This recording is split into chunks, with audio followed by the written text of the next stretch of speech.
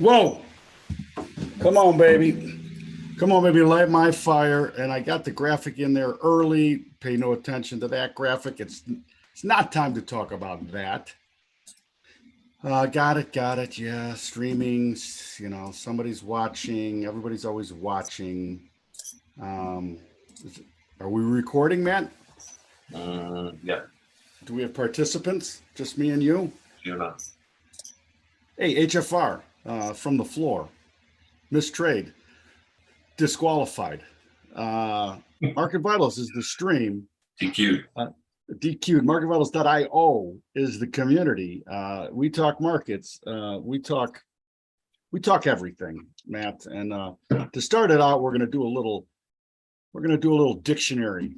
And Matt, with the new Italian Prime Minister, so much talk about fascism. So you know what I wanted to. So I Googled it, and Matt, we're gonna talk this, and then I want to let you know about a new search engine that I just discovered that I thought was interesting. Anyway, fascism is a far right or left. Wait a second, Google didn't say that. I said that. Authoritarian, ultranationalist political ideology and movement characterized by a dictatorial leader, centralized autocracy, militarism, forcible suppression of opposition, belief in natural social hierarchy, subordination of individual interests for the perceived good of the nation and race and pharmaceutical companies, and the strong regimentation of society and the economy. It's crazy. You look at how could you say that we don't live in a suppression of opposition environment? I mean, most of we don't have a most of those are with the exception of ultra nationalists. Well, I don't know. You could bark up that tree, I guess. But they're ultra idealists. Let's just call it that. Ideologues, yeah, for sure. Political ideology is all of them. I mean, it's the whole left here is. So the left is the new right again, which makes sense. This whole world is upside down. The left is the new right. And so it's ad nauseum about how she's a fascist. And let's go to the former liberal prime minister of Italy, Matteo Renzi. And he says, and I quote, "Personally, I was against Georgia. I'm not her best friend. We grew up together in politics. We were and always will be rivals." Then he said, "At the same time, I think Meloni is not a danger to Italian democracy. She's my rival and we'll continue to fight each other. But the idea that now there's a risk of fascism in Italy is absolute fake news." You got to love that, right? And then you shared here in Market Vitals, but the nuance of all this, that since February, why so late on this, by the way? Since February 2021, Meloni has been a member of the Aspen Institute, an international think tank headquartered in Washington, D.C., which includes many financiers, businessmen, politicians. Institute is largely funded by foundations from Carnegie, Rockefeller, Gates, and Ford. Seemingly more same. What was the Talking Head song? Same as it ever was. Stop Making Sense. Yeah, Stop Making Sense. I mean, the whole album is perfect for today. Right. There's no price discovery here, Matt, because we cannot go to the Italian lira, which was always a great sale. Italian lira, always great sale. I'm not sure. Again, the whole thing here comes down to, and again, what she's, the speeches that everybody saw of her talking about individualism, right? All that makes sense. That does make sense. And having secure borders again is a big issue in Europe, specifically in Italy, where they can cross the Mediterranean and pop into Italy easily in a million spots. Their whole boot is on the right. It's water everywhere. It's everywhere. So, and these people, if you've been to Italy in the last 10 years, you've seen it. It's not Italians. It's not Londoners in London anymore. And this is what you're seeing. So there's a lot of worth in that, and you see the same problems in our country, right? Our borders are. Kamala has no idea what she's doing. we're complaining because DeSantis, I thought the flew best, them up to Martha's Vineyard, at Obama's house. That's what we're complaining about. Yet there's thousands of these people coming in every day. I thought the best was that she'll make it to the border of South Korea, North Korea, South Korea before she makes it to our border. Right. Unreal. I'm at hold on a second here. Let's get No, on. it's interesting. It's like, and again, I think what it leads into is what is happening in Europe is ahead of where we are, and it's kind of, if you want to see what's going to happen in the U.S., just keep watching what's happening right now in Europe. In Europe. Matt, let's pivot a little bit and speaking of mushrooms, talk about climate change. And this is the business climate index for Europe, for Germany, that you shared inside the network. And climate change is alive and well in the business climate. Right. But what I thought interesting here was how bad expectations are, and we've been saying this for months, how there's been no bad news yet. Relative business conditions have not shown any cracks yet. It's unbelievable. Well, and again, I think, they have, but again, if you're basing, wait a second. well, if you're basing the PPI, inflation off of old inflation, then they're not being truthful, right? So, and then if you actually included the things that are up, you would have a much bigger inflationary problem. I get that, but I'm talking about jobs. I'm talking about basically unemployment and also business, profits, those type of things. We've not seen business conditions mirror what expectations are. And my whole thought process along these lines is that those two must meet, especially with that long of a drawdown in expectations. Like that top line's coming down for sure. And you were talking about this as Germany, maybe months, maybe quarters ahead of where we are, but still no giant crack in business conditions. But let's look at the expectations driving stock ownership for sure. And let's concentrate on the FAANGs today. I know we talked about them a little bit last Tuesday or Wednesday, but let's bring those back up. Yeah, because we are making new lows. We made new lows here in the SPOs for the year. We made new SPO. We did not make new lows in the NASDAQ. However, in the large stocks, we are making new lows. So we made another new low today on Microsoft, 235. We talked about this last week when it was up here again at 270. So that's cracked nicely. If you jumped on, I mean, you just have to sell it. This is the interesting thing, I think where we are now, Bob, is this is not like a technical market where the chart's going to give you a sell signal. You just have to be short. And that's a very difficult thing for most people to do. It is very difficult because especially the rips. Well, and especially since painful. As I bring up Facebook, we're making again new lows today. We got down to 134.86, down another percent from 384 just in September 1 year ago. So this has been bludgeoned.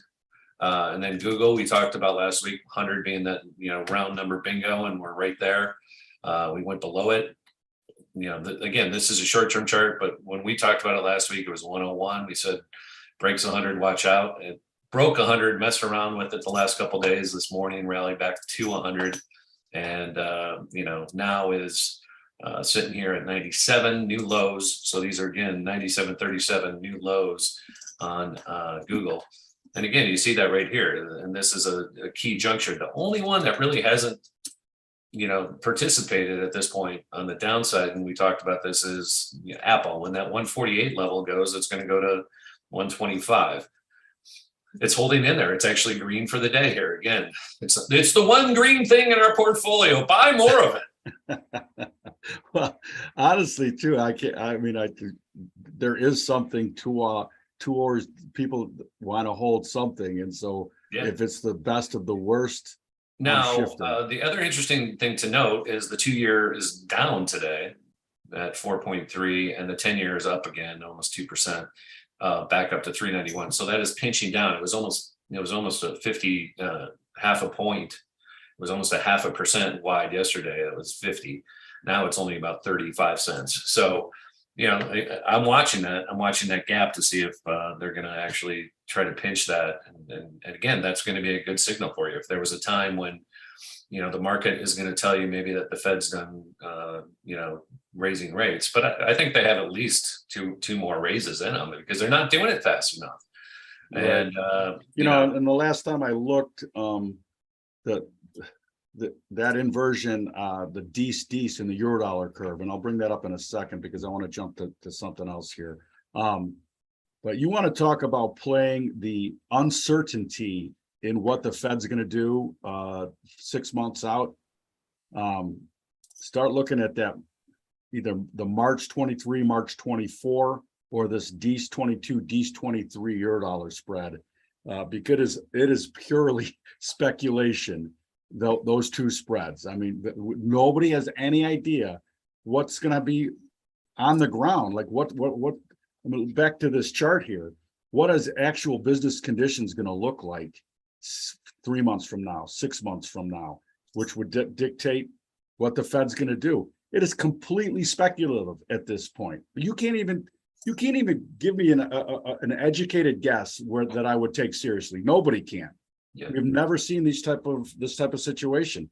But Right. if you want to trade purely speculative, opinion-based trading, trade either of those two calendar spreads in the Eurodollars. DC 22, DC 23, or March 23, March 24. Start taking a look at those charts, and it is the Wild West, which was not normal. It is not normal in that Eurodollar curve to have this much uncertainty going forward. Matt, but watching the bonds trade again today, I mean, they're just getting obliterated again. These aren't just like marginal new lows. The ZB we talked about just a couple days ago was at 126, and now today it's been as low as 124.18. It's just they're absolutely taking them to the woodshed. But again, when you look at the long-term chart, it's to me, it's not a matter of if, it's just when are we going to get to the 114 level? And that's this level down. And guess what? We're also just in the, I mean, I gotta like just, this is a weekly chart, but I gotta expand it a little bit because we're pausing here just for a moment because there's like one little joust area right here at 124. So see that right here, and then Yeah. Once we're through with that, we're gonna go down and most likely fill down to this hole, and then this is the big area. I mean, what is going to stop us? I don't see us getting over 143, and I don't see us doing anything but eventually getting down to 112 now. I mean, that's and then an overshoot. What's the bottom of that profile on an overshoot? The bottom of the profile is down here at 105. Right. So again, somebody could do the math, figure out what that means. It doesn't mean exactly, but roughly what does that mean to 10-year rates and 2-year, 5-year? I don't know. Yeah, but they're going to be higher is what that means, right? So you can see why we're pausing right here, but this is not, to me, like a real great reason to go all in. This is not a chart you want to buy again. This is not the time, just because bonds are off $70 from the 190 level. This is not necessarily the time to buy for the long term. Now down in here, 105, yeah, buy it all day if we got there today. But again, what I have the hardest time reconciling in my head is that you can't tell me that that the world isn't in a precarious situation. Everybody that we follow on cycles, Marty Armstrong, again, a great article yesterday, and the bonds usually are a flight to quality. Right. And if you have been thinking that way, and I gotta buy bonds, it's a flight to quality. Right. You've just gotten absolutely schmeezed in Yes. that opinion. Again, trust the chart. It doesn't have to make sense. All right, Matt, let me share this one because I just was turned on to this yesterday. I saw it in a tweet from our friend Jeff Carter, and it's called Free Spoke. And it's a new search engine. I'm not sure how new it is, but I'd never heard it. It's new to me. But let's just put in market vitals and see what comes up with market vitals when we search. Market vitals, community-based portal designed for traders. Hey, that's us, Matt. Like, throw me out something else. Let's see what else because I want to show you something cool that this thing does. Look up Michigan football. I'm not sure that's a good one, but we'll do it anyway. Thank you. Michigan football. Let's go. Let's go. 2 days ago, Michigan State falls. So why do they do that? The first one is Michigan State. That's terrible. Mm-hmm. Why Michigan football's mediocre week 4 doesn't extrapolate to the rest of the season. That's from the Wolverine Wire. Mm-hmm. All right. And then, all right, we got to do something more. Let's just put in Uncle Joe. Let's see what Free Spoke says about Uncle Joe. Sure. You know, I thought it had this thing where it showed left, right, center. Where is this now? The first time. Oh, here we go. They actually give it a grade on the, and I don't know how they're grading it, but I've seen left, middle, right on the grading system. So actually the algo is giving you stories, but then it's actually got some sort of metric on how left leaning, right leaning, or central or centrist the article is. Anyway, they claim that you're going to see clearly and search clearly on Free Spoke. Check it out. Obviously the big news is Hurricane Ian heading right for my, you know what, it's pulling a little bit, it's pulling a hard right into Central Florida, which is good if you're going to go honeymoon in the Florida Panhandle, which my friend's son was driving down to do. I'm not sure if that's a great idea. Anyway, I'm not sure, Matt, where else to go today except stay short. Here's a little tidbit for you. The Britain's 30-year bond rose above 5% today for the first time since 2002. Again, ahead of the U.S. Europe is. Now it's a mess over there. It really is a mess. And again, people here in the U.S. are really unaware of what's happening in Ukraine. I think the market to me is trading like there's some, and this is again what you were just talking about, Bob. Something like that, something big is about to happen. Whether it's a suitcase nuke, all these different things that are possible.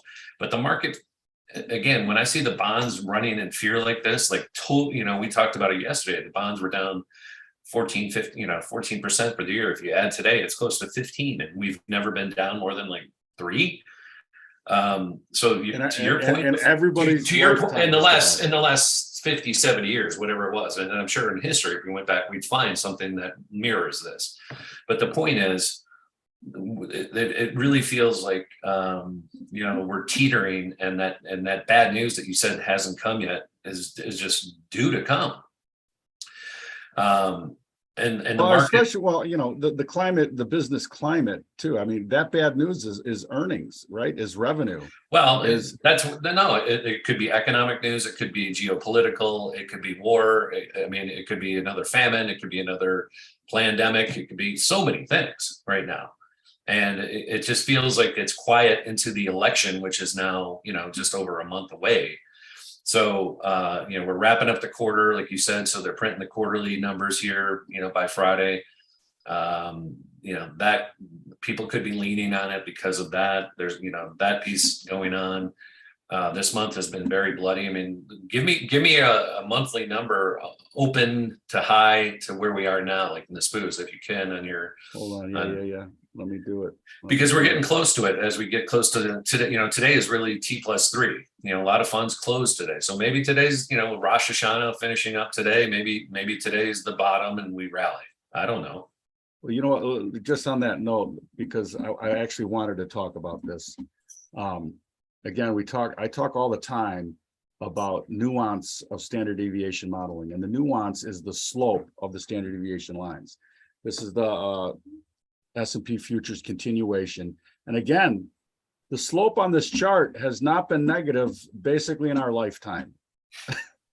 well, and for sure in my Bend, Oregon lifetime, it has not seen a negative slope. Well, I It mean, kind of went negative here in 11. I mean, it was a little bit negative in 08. but you didn't get here until 14, so I guess you're right. Exactly. So in my band lifetime, this thing has never been negative. And it still And isn't. it's going to take, and it still isn't. And it would take a couple more months of making lower lows for it to fully round at least the average and the standard deviation momentum level above. And it's not going to round the lower standard deviation level probably unless you get 3 or 4 more negative months. So I agree with you, man. We're definitely way off from. Let me see the last weekly. month's close. Let me see the weekly on that, Bob. Is the weekly giving us a roll at all? The weekly finally has. So the 4 week is not, the 1 week is. I wonder what the 2 week is. Can you look at a 2 week? I don't have a 2 week, but let's fractal out again to the quarterly because that is coming up. And look at this quarterly chart. I mean it's not 34.45 is just the momentum on a quarterly basis. Like, I mean, the red line is basically the VWAP. Is that what it is? It's the average. So 25.36 is the quarterly average, going back since it was flat 06 to 11. Mm-hmm. Again, what happens when bad news hits? You know, what happens when actual on the ground information is these fuckers haven't made money in 2 quarters? What happens then? Well, and that's kind of what I'm saying is nobody's, you know, and again, what happens when, you know, all these jobs that are going away right now, and you know, when the banks are talking about, like, I don't know, maybe these releases aren't really happening. Maybe they're not announcing job layoffs as much. I don't know. But there has to be people like planning on doing that here in this final quarter because they know revenues have slowed down in the, you know, in the sales department, right? I mean, that's the thing inside the company, and we're just making a new low here on the bonds again. Right now, as we speak, we get these little whooshes up, they turn it, and then they freaking hammer it again. So, I mean, the ultras now, the UBs are down 307 on the day, and from the high, it's more like 4. Because these things were up to, what did we get up to? 139.10, and yeah, and now they're 135.12. So down $4 from the high. It's just wow. And as we're making new lows, like I can't emphasize how big this is. And the bonds are there's just somebody with get me the F out, and there's multiples of those. So again, the people that are, you know, and then crypto got chased up $1,000, $1,200 this morning. Well, again, man, you know what? I'm glad you brought that up. And then it's fully reversed, right? It's fully reversed. I keep talking, and I will continue to talk. And when it breaks the 17,000 next time, it's going to get cut in half. Okay. And that type of move is going to, when that happens, Bob, and it's going to be when all this happens at the same time, right? Yes and no. Yes and no. All right. Okay. And let me show you. Give me the yes and no, please. Let me show you my thought process on this. And this is Bitcoin divided by the SPOOs. All right. So the relationship, and I've said all along that I don't see how Bitcoin holds out if the stock markets across the world get smashed. There has to be a decoupling of this chart. Right. And for sure it's gone sideways. All right. So that's positive. Can it decouple? And Matt, I agree with you. 17,000 cannot hold if this doesn't decouple. And if you look at the weekly on this, again, this is BTC divided by the SPOOs. And it looks like it's put in a nice congestion here. And I want you, and I did this here in the profile too, the longer term profile. This is going back a couple of years. Again, it's put in this. You can't argue with this looking like it could be a bottom. Of course, if it doesn't hold, and we're basically 5.2 Bitcoin or S&Ps to a Bitcoin. If it doesn't hold, this can go right back to 2 to 1 or 1 to 1, right, Matt? I mean, so Bitcoin at $2,000 and the SPOOs at 2,500 would make this a 1. This would print 1. I'm paying attention to it. Right. I'm not sold that Bitcoin can hold up if the world stock markets implode. All I'm Well, I telling mean, you is it's put again, in a nice congestion. Whether it can for hold, a conversation, right? It hasn't decoupled. All it does is follow. no, I agree. And so what again? Not only has it followed it, it's gotten weaker Yes. versus 100%. I agree. And it's held there for a long time. So guess what? That pent up like puke is coming. Like Okay. you know the guy. No, I believe me. Like the guy at the wedding that started drinking, at noon because he was watching the Michigan and Michigan State games that were live. Yeah, I really wanted to go tailgate the Michigan State game before the wedding. I thought that would have been a nice little in a tuxedo, by the way. You should have gone to Ann Arbor for the 9 a.m. to 12. By the way, I didn't have a garment bag, Matt, so I wore my tuxedo on the plane so as to not wrinkle it. Honestly, God. That's how I roll. Like all you have to do is wrap it in the plastic and it's fine. Like if let me give you a little like traveling with. Are you telling me that it's better than looking fabulous on a plane? 1940 style. I mean, all right, Walter Hagen. Showing up for your tea time in your tux. Gotcha. Yes, back to Walter Hagen. I think he was probably mentioned in our first 2 or 3 episodes at Market Vitals. Walter Hagen, looking swimmingly, and with a 3 olive martini on the first tee. By the way, because there was no TV back then, so you can get away with that. Oh, that is beautiful. Like there was definitely puking in the rose bushes right next to the first tee too before he teed off. Matt, only 2 undefeated teams now in the NFL. Only what? 2 undefeated teams in the NFL. The Eagles. Wow, the Sunday, Monday night offerings, by the way, the Sunday and Monday night offerings, it makes me not like I would almost rather be a soccer fan after watching those 2 games. Well, you know what? I only watched the second half last night and it was fairly entertaining. The second half. I guess that's when there was some points scored. You're right. Yeah, exactly. First half was like 6-6, right? Yeah, so, it was 6-3. It was a baseball score. And I got to tell you, I'm really struggling to find anything to like about Joe Buck and Troy Aikman. I hate them. It's terrible. I hated Troy before, and now I'm like, ugh. But I switched to the Eli Manning, the Manning brothers, right? Brothers, and that was equally. Ugh. I was like, I'll never watch that again either. Seriously, again, Seriously, raising our hands because Bob and I would do a better job than those guys. Not only that, man. And I have not played obviously nearly the amount of football that you have, nor Peyton and Eli. But shit, we know more. I mean, who cares? All Peyton's about is telling us what he would do. He's such an egomaniac, and even Eli can't stand him. I just want the live prop betting to be involved. I'll bet you. Hey, I'll bet you. Yeah. And then we have like a running chit at the end of the night. Yeah. You need a in-game prop bet being articulated, and everybody's got like their Nintendo thing, and they're either with money and against money. It's clean. It's just with money against money, and it pays out the true odds like a parimutuel bet minus the 2% for the house. Me and you are the house, right? So there's no risk. That's our bonus. Right. There's no risk being the house, right? It's just with money and against money. That's all there is to it. Pays out the true odds, minus the rake. A little bit of rake for us being so entertaining.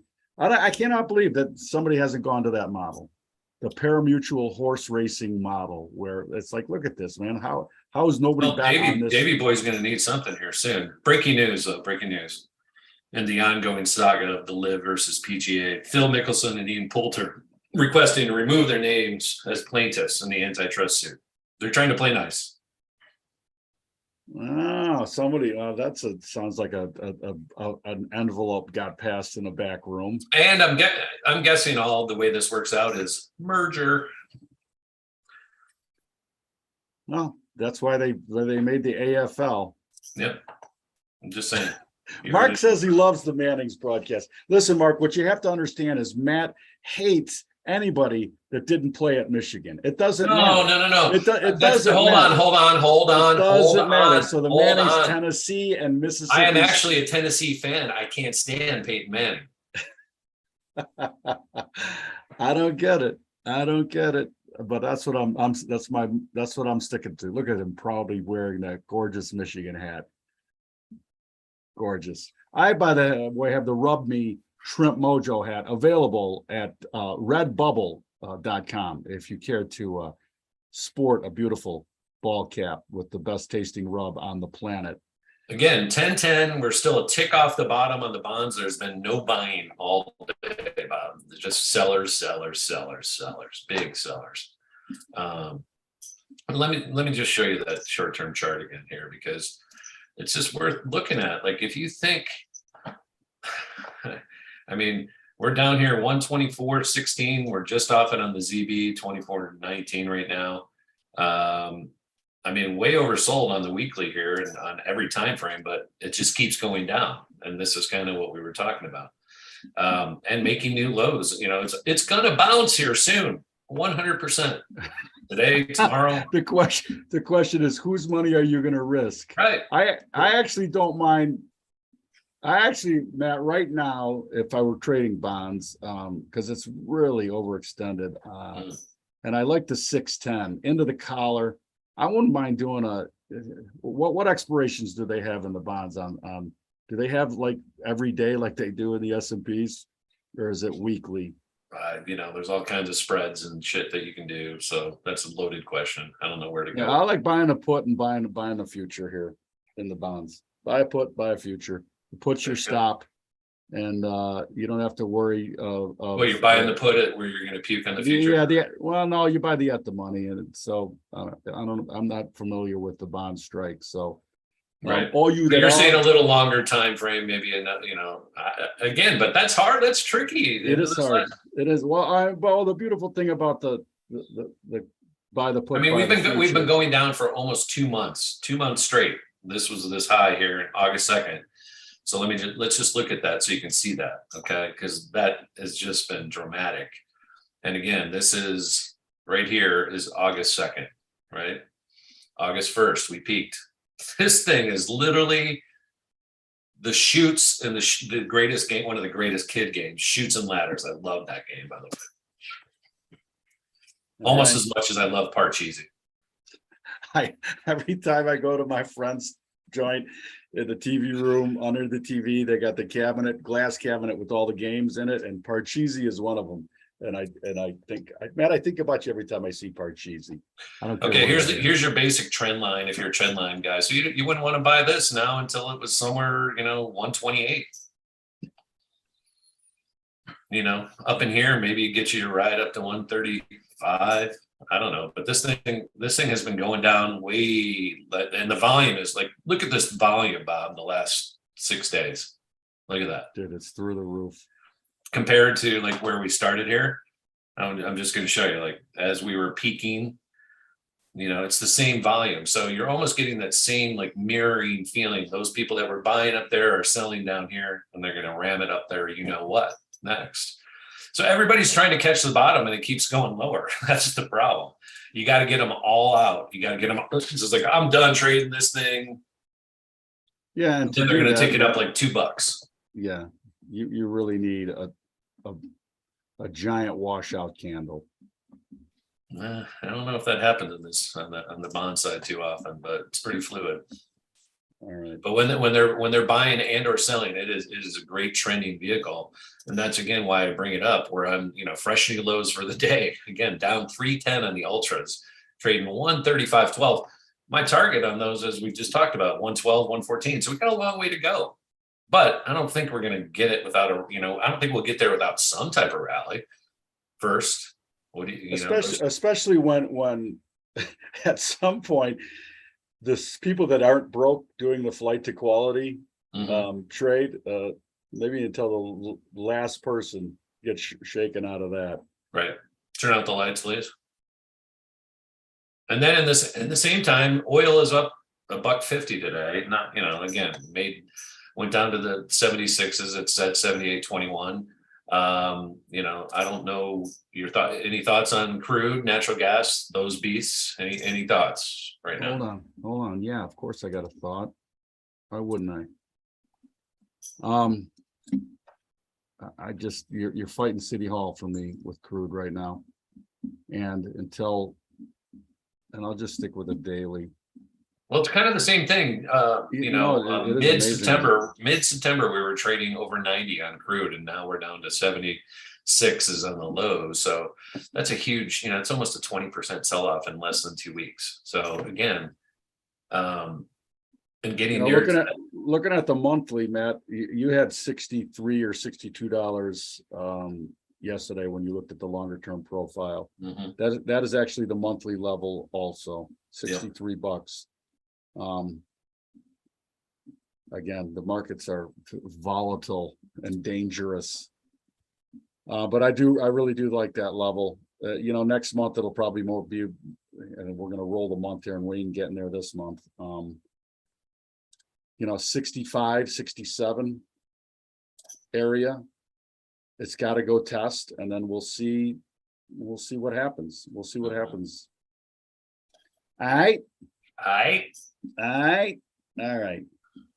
You know, it's interesting that, you know, again, we're making a marginal new high here in the NASDAQ. They threw it over and then they reversed right off the open. So again, these markets are kind of seeing, you know, the high was put in by 7 a.m. again today. So until you start to see, when are we going to have, like, if we had a morning like this where the market was selling off, maybe I'd look for a, you know, snapper turnaround at some point in the day. But it's really hard for me to look for a snapper turnaround when we made the high off the open and then reversed. So now again, we didn't trap that many people, but in a half hour, you made a new high and enough people jump on that again, and then they just smash it and drive it right down their throat, 300 points. At some point, they're going to open them up down. And when they do open them up down, you know, maybe they're down there for a couple hours, 3 hours, then you build some base, maybe then you can buy. You know, you just don't, V bottoms don't happen. They never do. So in this market, you know, I happened to buy yesterday's close. Thankfully, that was like the best trade I did today, because I sold them off the open, and I had SPX calls, and now I didn't, you know, I got short on the SPOOs a little bit at 11.5 when we broke back down, and I added an 11.4. Now I'm just riding it down. So, you know, it's just where I'm getting out of them, taking my profits at this point. But nothing is, you know, the 15-minute hasn't turned around, you know, unless we get over like maybe 340 in the in the NASDAQ. Doesn't look like it wants to turn right now, but that's only 70, 60 points away. So again, I'm just waiting, and the bonds are just, while we're doing this, and making new lows, and everything's just kind of inching down right now. So again, if you haven't been short for the last 300 points on the NASDAQ, this is probably a really hard spot to sell and start. Yeah, I agree with you. And yeah, I'll just say that. I agree with Matt. Well, it's just really hard. And again, so in a market like that, I have to wait. I have to be patient. And until something changes, there's really, again, oil up $1.65 today, so it keeps getting bought. Moderna is actually one of the few green things in my micro strategies is green, even though that kind of gave it all back. I'm sure it was much higher earlier, but I'm just looking at what is actually up. It's junk. I mean, junk is up, which is interesting. But Moderna it's also down. Or excuse me, micro strategies hit 220 this morning, and it's all the way back to 202. So same old there. Sell every rip, because it's not Mr. Saylor. You know, what was the last thing I saw, Bob? I saw, I think 30 is average on all his Bitcoins. Oh yeah, it's over 30,000. It's over 30,000. So I mean, if he got the thing back to 30, would he just puke it and take the break even? Because it's sure going to be better than him puking at 8, but what happens to that company when it's at 8? Well, again, I don't know the dynamic on it, but yeah, is from what I understand, redemptions would be reasons why he'd puke. So if people have put money there and bought it, until they say I want to be out, Mhm. it's a pretty good gig, right? If everybody believes the story, you can do no wrong, even if your performance is terrible. Yeah. Seriously, it's like, all right, yeah, the Lions are going to win the Super Bowl. Okay, Mhm. keep believing, keep believing. Don't All right, stop. that's what we got. Mark did mention here, and this is for sure part of every thoughtful crude oil trader is when the U.S. goes back into the market to replenish the oil reserve. Like, what's where is that price point? And You know, will they be able to? you know, is it at $60? Do they jump in Is there? Joe Biden Or the greatest trader since Hillary Clinton? he might be. Hillary, she was really, really good at trading cattle, so Right. he might be a great oil trader. Who So knows? maybe he's going to boast that he's been selling it off because they locked in Because higher he's going to buy prices. it back in at negative $36. Yeah, like El Trumpadente did, right? Right on. Mhm. All right, man. That's what we got. Please be disciplined, trade disciplined, mind the mo, know what the value range is, and visit us at marketvitals.io. We have all of those things available for you, for sure. Mhm. Thank you, Matt. Thank you, Mark. Think about